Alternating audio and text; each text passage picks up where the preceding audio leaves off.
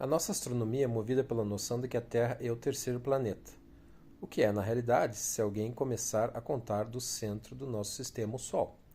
No entanto, para alguém aproximando-se do nosso sistema solar pelo lado de fora, o primeiro planeta que vai encontrar é Plutão, o segundo Netuno, o terceiro Urano, não a Terra. O quarto seria Saturno, o quinto Júpiter, o sexto Marte e a Terra seria o sétimo.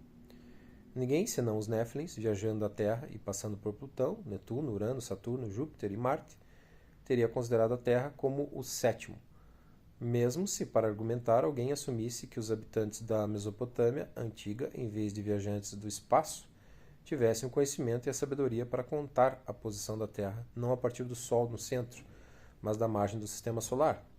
Então seria verdade que os povos antigos sabiam da existência de Plutão, Netuno e Urano. Visto que eles não teriam como saber da existência desses planetas externos por eles mesmos, concluímos que a informação fora transmitida pelos Néfilins. Seja qual for a hipótese adotada, a conclusão é a mesma. Apenas os Néfilins podiam saber que havia planetas além de Saturno. Como consequência disso, a Terra, contando de fora para dentro, seria o sétimo planeta.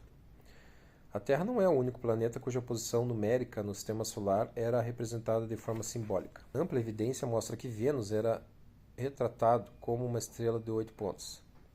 Vênus é o oitavo planeta, depois da Terra, quando contado de fora para dentro. A estrela de 8 pontas também representava a deusa Ishtar, cujo planeta era Vênus. Baseado em nossas estimativas de quando ocorreu o dilúvio, colocamos a primeira aterrissagem dos Néfilins na Terra ao redor de 450 mil anos atrás. Estudos sobre o épico da criação e textos paralelos, por exemplo, de Babylonian Epic of Creation, de S. Langdon, mostram que em algum momento após 2000 a.C., Marduk, filho de Enki, foi um vencedor bem-sucedido de uma disputa com Niurta, filho de Enlil, pela supremacia entre os deuses. Os babilônicos, então, revisaram o épico da criação original sumério, eliminando todas as referências feitas a Niurta e a maior parte de referências sobre Enlil, e mudaram o nome do planeta invasor para Marduk. A elevação de Marduk ao status de rei dos deuses sobre a Terra foi seguida ao designar a ele como tendo seu equivalente celeste, o planeta dos Néfilins, o 12º planeta, como o senhor dos deuses celestiais. Marduk passaria também a ser reconhecido como o rei dos céus.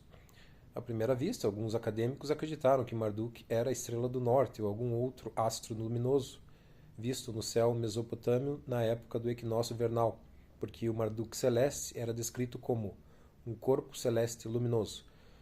No entanto, Albert Scott, Marduk and Sein Star, Marduk e sua estrela, e outros acadêmicos indicaram de forma conclusiva que todos os textos astronômicos antigos falavam de Marduk como um membro do sistema solar.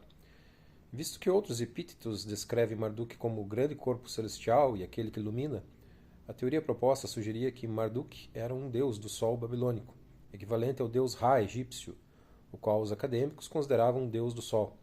Os textos que descrevem Marduk como aquele que varre as alturas dos céus distantes, trajando uma auréola cujo brilho é imponente, parecem apoiar essa teoria. Entretanto, o mesmo texto segue dizendo que ele avalia as terras como Shamash, o Sol. Se de alguma forma Marduk estava ligado ao Sol, ele não poderia, obviamente, ser o Sol. Se Marduk não era o Sol, qual planeta seria? Os textos astronômicos antigos não apontaram para um planeta em particular, baseando suas teorias em certos epítetos, tais como o filho do Sol. Alguns acadêmicos apontam para Saturno. A descrição de Marduk como um planeta avermelhado fez de Marte outro candidato. Porém, os textos colocam Marduk em Marcas Chamé, no centro do céu. E isso convenceu alguns acadêmicos de que a identificação apropriada devia ser Júpiter, que está localizado no centro da linha dos planetas. Essa teoria apresenta uma contradição, porém. Os mesmos acadêmicos que a sugeriram são aqueles que apoiam a visão de que os caldeus não sabiam da existência de planetas além de Saturno. Esses acadêmicos listam a Terra como um planeta, ao mesmo tempo em que afirmam que os caldeus pensavam que a Terra fosse o centro achatado do sistema planetário. E eles omitem a Lua, que os mesopotâmicos incluíam, de forma absoluta, entre os deuses celestes. Colocar o 12º planeta como Júpiter realmente não funciona. O épico da criação deixa claro que Marduk era um invasor externo do sistema solar, passando pelos planetas externos, incluindo Saturno e Júpiter, antes de colidir com Tiamat. Os sumérios chamavam o planeta de Nibiru, o planeta do cruzamento, e a versão babilônica do épico guardava o seguinte texto: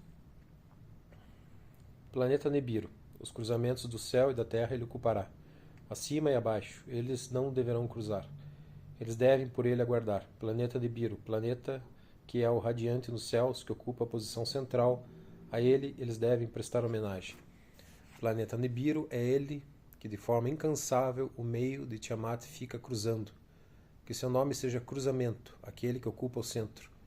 Essas linhas fornecem informação adicional e conclusiva de que, ao dividir os outros planetas em dois grupos iguais, o 12º planeta, no meio de Tiamat, fica cruzando, sua órbita leva-o continuamente ao local da batalha celeste, onde Tiamat costumava ficar. Descobrimos que textos astronômicos que falavam de maneiras altamente sofisticadas dos períodos orbitais, incluindo listas de planetas em sua ordem celeste, também sugeriam que Marduk aparecia em algum lugar entre Júpiter e Marte. Visto que os sumérios não conheciam todos os planetas, a aparição do 12º planeta na posição central confirma estas conclusões. Se a órbita de Marduk o leva ao lugar onde Tiamat ficava, relativamente próximo a nós, entre Marte e Júpiter, por que não conseguimos ainda ver esse planeta, que supostamente é brilhante e grande? Os textos mesopotâmios falavam de Marduk alcançando regiões desconhecidas dos céus e no extenso universo. Ele varre o conhecimento oculto, ele vê todas as esquinas do universo. Ele era descrito como o monitor de todos os planetas, aquele cuja órbita o torna capaz de circundar todos os demais. Aquele que segura as suas faixas, ou órbitas, e faz um laço em volta delas. Sua órbita era mais distinta e grandiosa que qualquer outro planeta. Ocorreu então a Franz Kugel, Sterkenkrug und Sterdendienst in Babel, que Marduk era um corpo celeste de grande velocidade orbitando em uma enorme trajetória elíptica, igual à de um cometa. Essa trajetória elíptica, focada no Sol como centro de gravidade, apresenta um apogeu, o ponto mais distante do Sol, onde o voo de retorno começa, e um perigeu, o ponto mais próximo do Sol, onde o retorno ao espaço sideral começa.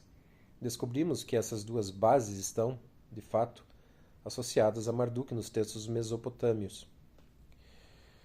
Os textos descreveram o planeta indo de Anur, a base do céu, para Enum, a morada do Senhor.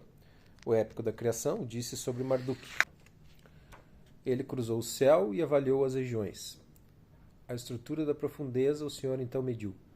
Eshara ele estabeleceu como sua notória morada. Eshara, como sua grande morada no céu, ele estabeleceu. Uma morada era então notória, longe, nas regiões mais profundas do espaço.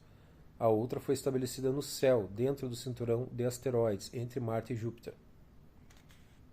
Aí vocês veem uma figura da órbita de Nibiru. O apogeu, mais distante, e o perigeu, já dentro do sistema solar. Notem que o sentido da órbita dele é horário, não é? E o sentido dos planetas do sistema solar é anti-horário. Seguindo os ensinamentos do ancestral sumério, Abraão de Ur, os hebreus antigos também associavam a divindade suprema com o planeta supremo. Como os textos mesopotâmicos, muitos livros do Antigo Testamento descreveram o Senhor tendo sua morada nas alturas do céu, onde contempla os primeiros planetas à medida que eles surgem. Um Senhor celeste que, invisível no céu, se movimenta em um círculo. O livro de Jó, tendo descrito a colisão celeste, contém esses versos significantes que nos contam para onde o planeta nobre se foi. Sobre a profundeza, ele demarcou uma órbita, onde a luz e as trevas se fundem, é o seu limite mais distante. Sem ser menos explícito, os salmos também delinearam o curso majestoso do planeta. Os céus testemunham a glória do Senhor. O bracelete martelado proclama a sua obra. Ele surge da abóbada como um noivo, como um atleta ele regozija para correr seu curso. Do final dos céus ele emana, e o seu circuito é para o fim deles. Reconhecido como o grande viajante dos céus, levantando voo em imensas alturas em seu apogeu, e em seguida descendo, curvando-se no céu, em seu perigeu, o planeta era descrito como um globo alado. Sempre que os arqueólogos desenterravam as ruínas dos povos do Oriente Próximo, o símbolo do globo, quando surgia, era alado, dominando os templos e palácios, talhado em rochas, gravado nos selos cilíndricos, pintado nas paredes. Acompanhava os reis e sacerdotes, ficava acima dos tronos, pairava sobre eles em cenas de batalha, era gravado em suas carruagens, objetos de argila, metal, pedra, madeira, adornados com este símbolo. Os governantes da Suméria e Acádia, Babilônia e Assíria, Elã e Urartu, Mari e Nuzi, Mitane e Canaã, todos reverenciavam o símbolo. Os reis hititas, faraós egípcios, chars persa, todos proclamavam o símbolo supremo e o que ele representava, e foi assim durante milênios. Importante para as crenças religiosas e a astronomia do mundo antigo era a convicção de que o 12º planeta, o planeta dos deuses, permaneceu dentro do sistema solar e que sua imensa órbita o fazia retornar às cercanias da Terra. O sinal gráfico para o 12º planeta, o planeta do cruzamento, era uma cruz. Este sinal cuneiforme, que também significa Anu e divino, evoluiu nas linhas semitas como a letra Tav, que significa o sinal. Na realidade, todos os povos do mundo antigo consideravam a aproximação periódica do 12º planeta como um sinal de revoltas, grandes mudanças e novas eras. Os textos mesopotâmicos falavam da aparição periódica do planeta como um evento antecipado, previsível e observável. O grande planeta, em sua aparição vermelho escuro, o céu ele divide na metade e permanece como Nibiru. Muitos dos textos que tratam da chegada do planeta eram textos de previsões, profetizando o efeito que o evento teria sobre a Terra e a humanidade. R. Campbell Thompson, Reports of the Magicians and Astronomers of the Nineveh and Babylon, reproduziu vários desses textos que traçam o avanço do planeta à medida em que ele anelava a estação de Júpiter e chegava no ponto de cruzamento, Nibiru. Quando da estação de Júpiter o planeta passar em direção ao oeste, haverá um período de segurança. A paz generosa cairá sobre a Terra. Quando da estação de Júpiter o planeta aumentar seu brilho e no zodíaco de Câncer se tornar Nibiru, a Acádia abundará em fartura. O rei da Acádia tornar-se-á mais poderoso. Quando Nibiru culminar, as terras viverão com segurança. Reis hostis se sentirão em paz. Os deuses receberão orações e ouvirão as súplicas. Esperava-se, no entanto, que a aproximação do planeta causaria chuvas e inundações, pois se sabia do que seus fortes efeitos gravitacionais eram capazes. Quando o planeta do trono do céu aumentar de brilho, haverá inundações e chuvas. Quando Nibiru atingir o seu perigeu, os deuses receberão a paz. Os problemas serão resolvidos, as complicações serão solucionadas, chuvas e inundações virão. Como os sábios mesopotâmicos, os profetas hebreus calculavam o período de aproximação do planeta na Terra e tornavam claro à humanidade tratar-se da condução para uma nova era. As similaridades entre as previsões mesopotâmicas de paz e prosperidade que acompanham o planeta do trono do céu e as profecias bíblicas de paz e justiça que se estabelecem entre a terra após o dia do Senhor podem ser mais bem explicadas nas palavras de Isaías. E acontecerá, no fim dos tempos, o Senhor julgará entre as nações e repreenderá muitos povos. Eles usarão suas espadas como lâminas de arato e suas lanças como podadeiras. Nação não erguerá a espada contra a nação. Em contraste com as bênçãos da nova era que se seguirão após o dia do Senhor, o próprio dia era descrito pelo Antigo Testamento como um período de chuvas, inundações, terremotos. Se nós achamos que as passagens bíblicas estão se referindo, como as suas versões mesopotâmicas, à passagem nas cercanias da Terra de um grande planeta com uma enorme atração gravitacional, as palavras de Isaías deixam isso muito claro de se compreender. Como o barulho de uma multidão nas montanhas, um tumultuoso barulho, como uma grande quantidade de pessoas, de reino, de Nações Unidas. É o Senhor das multidões, conduzindo uma multidão à batalha. De uma terra distante, eles surgem. Do ponto extremo do céu surge o Senhor e suas armas de ira, para destruir toda a terra. Portanto, eu agitarei o céu, e a terra será sacudida para fora de seu lugar, quando o Senhor das multidões cruzar, o dia de sua ardente ira. Enquanto na terra as montanhas derreterão, os vales serão fissurados, o eixo da terra também será afetado. O profeta Amós previu de forma explícita: acontecerá naquele dia, diz o Deus Senhor, que eu farei com que o sol se ponha ao meio-dia, e escurecerei a terra no meio-dia, anunciando: olhai, o dia do Senhor está chegando. O profeta Zacarias informou ao povo que esse fenômeno de uma interrupção do giro da terra em torno do seu próprio eixo duraria apenas um dia. E acontecerá naquele dia, não haverá luz, de modo em comum congelará, e haverá um dia, conhecido ao Senhor, que não haverá o dia e nem a noite, quando a noite se fará luz. No dia do Senhor, disse o profeta Joel, o sol e a lua estarão em trevas, as estrelas ocultarão seus brilhos, o sol será transformado em trevas e a lua ficará vermelha como sangue.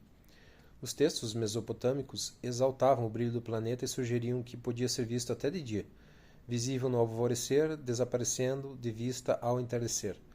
Um selo cilíndrico encontrado em Nippur descreve um grupo de lavradores olhando, espantado, enquanto o 12º planeta, retratado com seu símbolo da cruz, se torna visível no céu. Os povos antigos não esperavam apenas a chegada periódica do 12º planeta, como também fizeram um gráfico do seu curso avançado. Várias passagens bíblicas, especialmente Isaías, Amós e Jó, relataram o movimento do Senhor Celeste em várias constelações. Sozinho, ele estica os céus e pisa na mais alta profundeza. Ele chega a Ursa Maior, Órion e Sirium, e nas constelações do sul. Ou, ele sorri com a face voltada para Touro e Áries, de Touro para Sagitário, ele prosseguirá.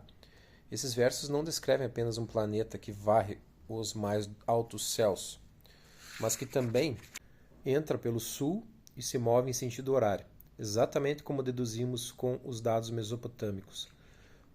De maneira um tanto explícita, o profeta Habacuque declarou: o Senhor do sul virá.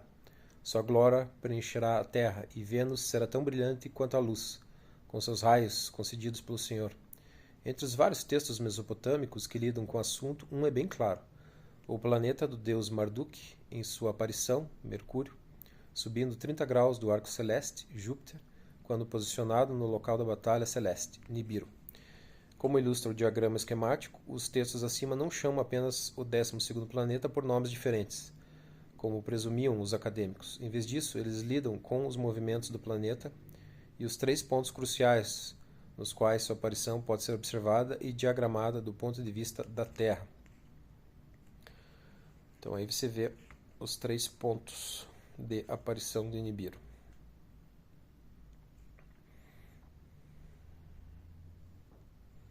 Quando ele retorna ao sistema solar. A primeira oportunidade de se observar o 12º planeta, enquanto a sua órbita o trazia de volta às cercanias da Terra, era quando ele se alinhava com o Mercúrio. Seria a rota A. Pelos nossos cálculos, em um ângulo de 30 graus no eixo celeste imaginário de perigeu, Sol-Terra, aproximando-se da Terra e, portanto, parecendo subir ainda mais no céu da Terra, outros 30 graus para ser exato. O planeta cruza a órbita de Júpiter no ponto B, finalmente chegando ao local onde ocorreu a batalha celeste. O perigeu, ou o local do cruzamento, o planeta se torna Nibiru, no ponto C. Desenhando um eixo imaginário entre o Sol, Terra e o perigeu da órbita de Marduk, os observadores da Terra viram, pela primeira vez, Marduk alinhado com Mercúrio em um ângulo de 30 graus, ponto A. Avançando outros 30, Marduk cruzou a trajetória orbital de Júpiter no ponto B. Em seguida, no seu perigeu, ponto C, Marduk alcança o cruzamento, de volta ao local da batalha celeste, o mais próximo da Terra, e dá início à sua órbita de volta ao espaço infinito. A antecipação do dia do Senhor nas escrituras hebraicas e mesopotâmicas antigas, que ecoaram nas previsões do Novo Testamento da vinda do Reino do Céu, era, portanto, baseada em experiências reais do povo da Terra. O testemunho deles do retorno periódico do planeta do Reino às cercanias da Terra. O aparecimento e o desaparecimento periódico do planeta da visão da Terra confirmam a hipótese de sua permanência na órbita solar. Desse modo, ele age como vários cometas. Alguns cometas conhecidos, como Halley, que se aproxima da Terra a cada 75 anos, sumiram da visão por períodos tão longos que os astrônomos tiveram dificuldade de perceber se estavam olhando para o mesmo cometa. Outros cometas foram vistos apenas uma vez na memória humana, e assim assumimos que seus períodos orbitais sejam de milhares de anos. Kohoutek, por exemplo, descoberto em março de 73, chegou a 120.700.800 km da Terra em janeiro de 74 e desaparecera atrás do Sol logo em seguida. Os astrônomos calcularam que ele retornará por volta de 7.500 a 75.000 anos no futuro. A familiaridade humana com as aparições e desaparições periódicas do 12º planeta sugere que o seu período orbital é mais curto que o calculado para o Kohoutek. Se é assim, por que os nossos astrônomos não estão cientes da existência desse planeta? O fato é que, mesmo com uma órbita na metade da estimativa menor que o Kohoutek, isso poderia colocar o 12º planeta a uma distância de 6 vezes a de Plutão até nós. Um intervalo em que esse planeta não seria visível da Terra, visto que não reflete quase nada ou nada a luz do Sol em direção à Terra. Assim é que os planetas conhecidos que se encontram além de Saturno não foram primeiro descobertos de forma visual, mas matematicamente. Os astrônomos descobriram que as órbitas dos planetas conhecidos estavam aparentemente sendo afetadas por outros corpos celestes. Esse meio também pode ser usado pelos astrônomos para descobrir o 12º planeta. Já há especulações de que existe um planeta X, que, embora invisível, pode ser sentido a partir de seus efeitos nas órbitas de determinados cometas. Em 72, Joseph Brady, do laboratório Lawrence Livermore, da Universidade de Califórnia, descobriu que as discrepâncias na órbita do Halley poderiam ter sido causadas por um planeta do tamanho de Júpiter orbitando o Sol a cada 1.800 anos, a uma distância estimada de 9.656.064 km. Sua presença poderia ser detectada apenas matematicamente. Enquanto um período orbital desse tipo não pode ser descartado, as fontes bíblicas e mesopotâmicas apresentam fortes evidências de que o período orbital do 12º planeta é de 3.600 anos, aproximadamente.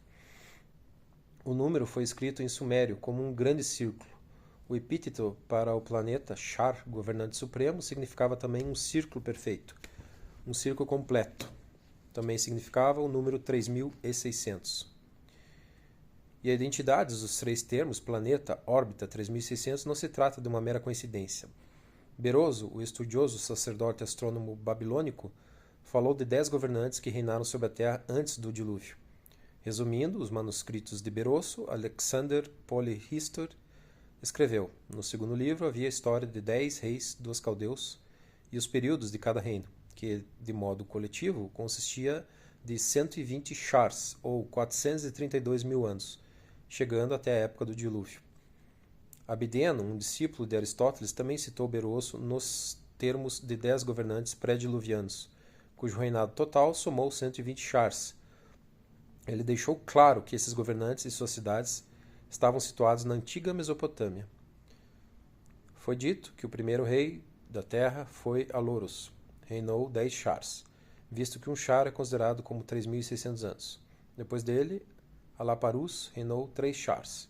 A ele sucedeu Almiraros, da cidade de Pantibiblon, que reinou 13 chars. Depois dele, Amenon reinou 12 chars. Era ele da cidade de Pantibiblon. Em seguida, Megaloros, do mesmo lugar, 18 chars. Em seguida, Daonos, o pastor, 10 chars. Houve depois disso outros governantes, e o último de todos foi Xisostros. Portanto, no total, o número somado era de 10 reis, e o mandato de seus reinos somou 120 chars. Apolodoro, de Atenas, também fez um relato sobre as revelações pré-históricas de Beroso. Em termos similares, 10 governantes reinaram num total de 120 chars, 432 mil anos. E o reino de cada um deles também foi medido em unidades de 3.600 anos por char. Com o advento da sumerologia, os textos mais antigos a que Beroso se referia foram encontrados e decifrados. Eles eram listas de reis sumérios que, aparentemente, prepararam a tradição dos 10 governantes pré-diluvianos que governaram a Terra, desde o período em que o reino desceu do céu até o momento em que o dilúvio varreu a Terra. Uma lista de reis sumérios, conhecida como o texto WB 144, registra os reinos divinos em 5 locais colonizados ou cidades. Na primeira cidade, Eridu, havia 2 governantes. O texto assinalou ambos os nomes com a sílaba título A, que significa progenitor.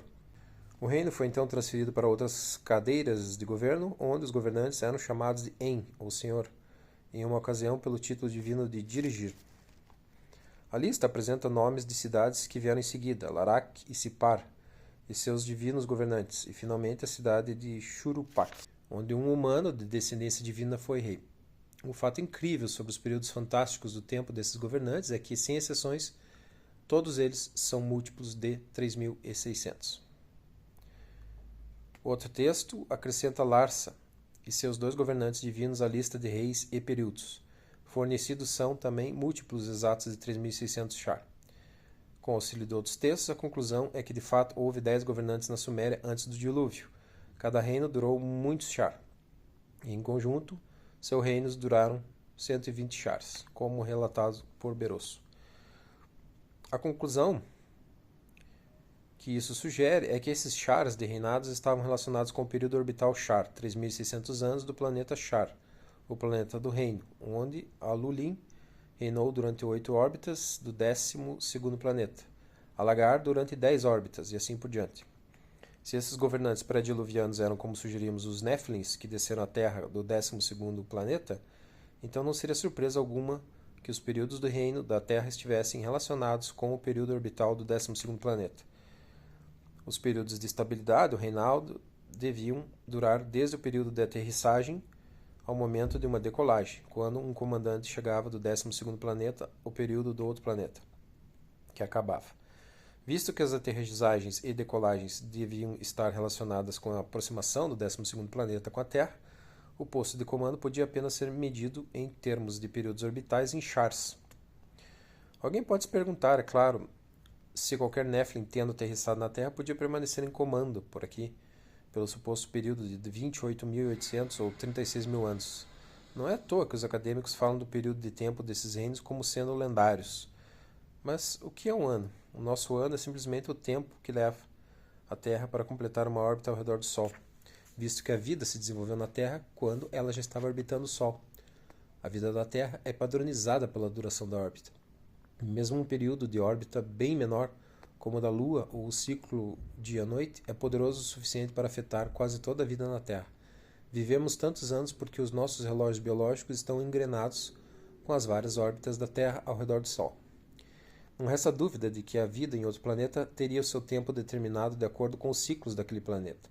Se a trajetória do 12º planeta ao redor do Sol é tão extensa a ponto de uma órbita ser concluída no mesmo tempo que a Terra leva para completar 100 órbitas, um ano do Nephilim seria igual a 100 dos nossos. Se a órbita deles fosse 1000 vezes mais longa que a nossa, então 1000 anos na Terra seriam iguais a apenas um ano dos Néfilins. E se, como acreditamos, a órbita deles ao redor do Sol durasse 3.600 anos, seriam apenas um ano no calendário deles, como também apenas um ano de suas vidas. Os períodos de cargo do reino, relatados pelos Sumérios e por Berosso, não seriam lendários, muito menos fantásticos. Teriam durado 5, 8 ou 10 anos Néfilins. Mencionamos nos capítulos anteriores que a marcha da humanidade para a civilização, a partir da intervenção dos Néfilins, atravessou 3 etapas, separadas por períodos de 3.600 anos. O período Mesolítico, cerca de 11.000 a.C., a fase da cerâmica, 7.400, e a repentina civilização suméria, cerca de 3.800. Não seria incomum, então, que os Néfilins acompanhassem periodicamente o progresso da humanidade, visto que eles podiam se reunir em assembleia toda vez que o 12º planeta se aproximava da Terra.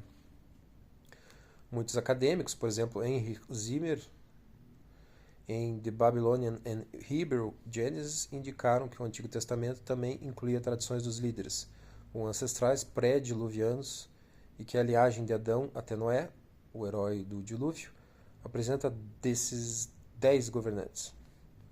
Colocando a situação antes do dilúvio em perspectiva, o livro do Gênesis descreve o desencantamento divino com a humanidade. E arrependeu-se o Senhor de ter feito o homem na terra. E disse o Senhor: destruirei o homem que crê.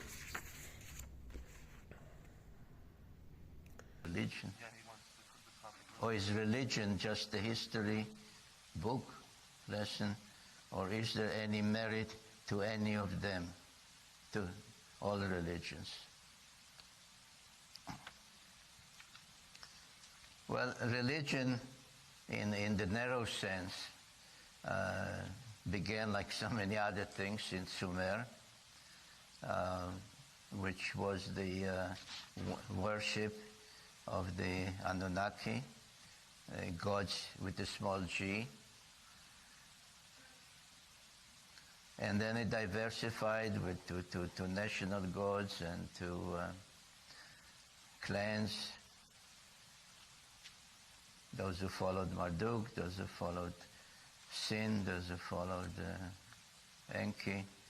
They were given Egyptian names. They let people do the Americas. They were called Quetzalcoatl.